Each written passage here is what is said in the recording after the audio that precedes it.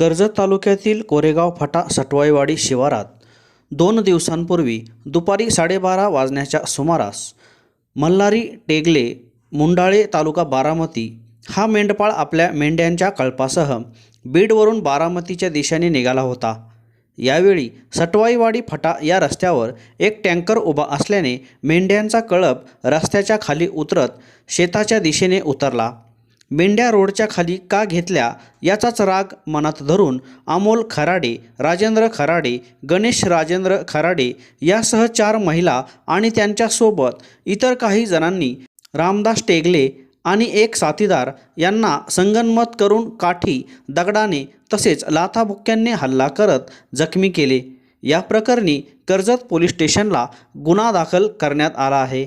जामखेड येथील शिवसेना नेते पांडुरंग माने यांनी या घटनेचा निषेध करत आरोपींना कडक शिक्षा व्हावी अशी मागणी केली आहे।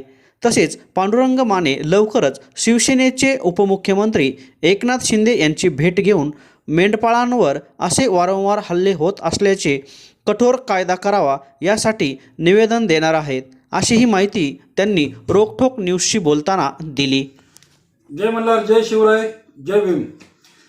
2 दिवसापूर्वी जो मेंढपाळ बांधवांवरती कोरेगाव तालुका कर्जत जिल्हा अहिल्यानगर या ठिकाणी जो भ्याड हल्ला करण्यात आला, त्या ठिकाणी मेंढपाळ बांधव कोकरे, टेंगिल यांच्यावरती जो हल्ला केला, त्यांनी जो हल्ला केला त्या हल्ल्यासंदर्भात मी कर्जतचे आपले DYSP क्षीरसागर साहेब व PI गायकवाड साहेब यांना 2 दिवसापूर्वीच फोन करून त्या आरोपींना तात्काळ अटक करा या संदर्भात मी DYSP यांना मागणी लावून धरली होती।